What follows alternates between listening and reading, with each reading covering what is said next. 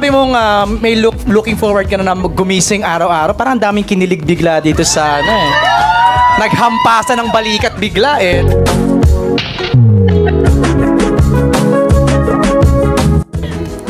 It's finally happening. It is. Gabi, ngayon lang nagsisink in sa amin actually. Kasi sinabi ko kanina pa, kagabi pa ako kinakabahan.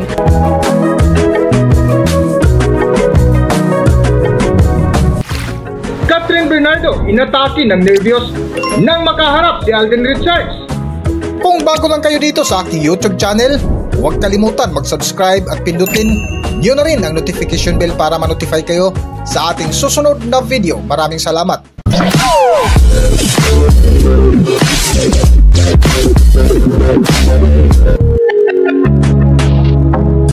Painit ng painit ang kwentuhan ngayon ng mga supporters sa bumida ng blockbuster movie na Hello Love Goodbye na tumabo sa takilya na pinagbidahan ni Catherine Bernardo at Alden Richards, kung saan pinag-uusapan ngayon nang lumabas ang balita ukol sa baliktambala ng dalawa na tinatawag na nga ngayon bilang cut din. Una nga nagbigay ng pahayag si Alden Richards na nagpasalamat sa pinakabunggang collaboration ng Star Cinema at JME Pictures ngayong taon na muling ididirect ni Cathy Garcia Sampana na may titulong Hello Love Again. Of course, the long wait is over. Kasama ako doon. I mean, marami naghintay, kasama kaming lahat doon. And syempre, I would like to thank, of course, my bosses from GMA, Miss Annette, Miss Joy, Miss Nessa, for you know, letting me do Hello Love Again. Of course, to our bosses also in ABS, Sir CLK and Tita Cory, thank you so much. Direk and Kath, na-miss ko kayo. Na-miss ko tong film, Carmi, Tala. Tala kasi tawag namin sa kanya. Kaya Now I know. Yung Hazel kasi. Hindi Hazel. Sa patuloy nga ng pahayag ng gwapitong aktor ay maraming netizens ang kinilig nang marinig nila ang komento ni Alden Richards na looking forward ito sa pagising araw-araw dahil sa pagbabalik tambalan ni Catherine Bernardo. You know, and I couldn't be happier today kasi parang this gave me another motivation, you know, yung gigising ka sa umaga na meron kang nilook forward. So I'm so excited. I'm very happy that this is happening. To everyone po, sana kung paano nyo sinuportahan yung Hello Love Goodbye, sana makuha din po namin yung supportang yun and more pa, times 2 pa. So, Hello Love Again in cinemas, exclusively on in cinemas, November 13, 2024. Talaga ba? Talaga ba? Paulit-ulit sa playdate eh. Nung sinabi mong may looking forward ka na gumising araw-araw, parang ang daming kinilig bigla dito sa ano eh. Naghampasan ng balikat bigla eh, no? Ngunit maraming napakomento nang magbigay ng mensahe ang dalaga kung saan hayagang sinabi sa harap ni Alden Richards na inatake ng nervyos ang box office queen na si Catherine Bernardo isang araw bago ang pinakahihintay na bunggang announcement ng Star Cinema at JMA Pictures. Kat, ikaw na. Sumobra ba ako sa punchline? Okay, Catherine, go ahead. It's finally happening. It is. Gabi, ngayon lang nagsisink in sa amin actually.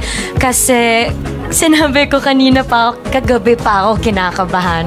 I don't know why. Maybe it's more of excitement and halo-halong emotion. But then seeing everybody here, ramdam na ramdam namin yung support at excitement nyo. And parang yun yung nag-fuel sa amin na makapagsulat ulit sa Ate Carmi. And kami, magsa-start na kami mag-shoot soon. Dagdag pa sa pahayag ni Catherine Bernardo na hindi madali ang kanilang gagawin dahil maraming magaganap dito na first time lang gawin ni Alden Richards na may halong excitement nga ang naramdaman ngayon ni Catherine Bernardo. Para sa buong kwento, narito ating panoorin ang video. And Catherine Bernardo.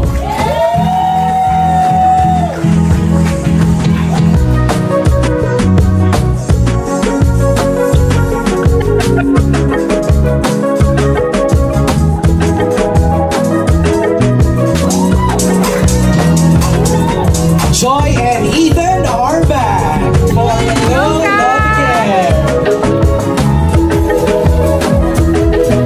Cam, Alden, let's post our photos for them. Right over there.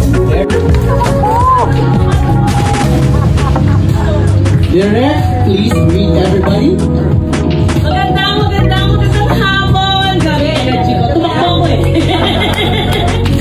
Ito na, direct. Finally, here we are.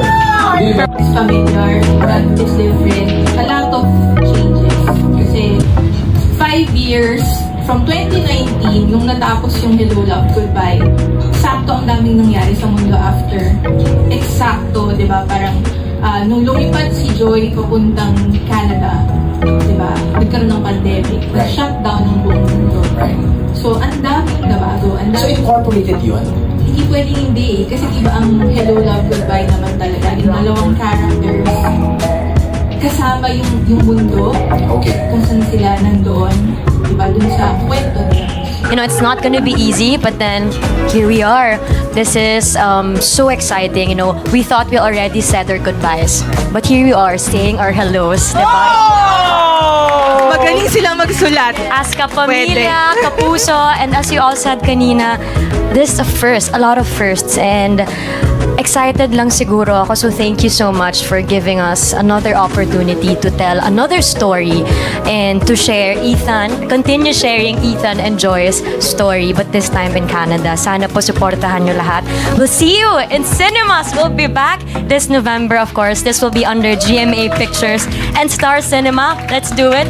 Directed Let's by go. Direk Cathy Garcia Molina, Sampana. Thank you.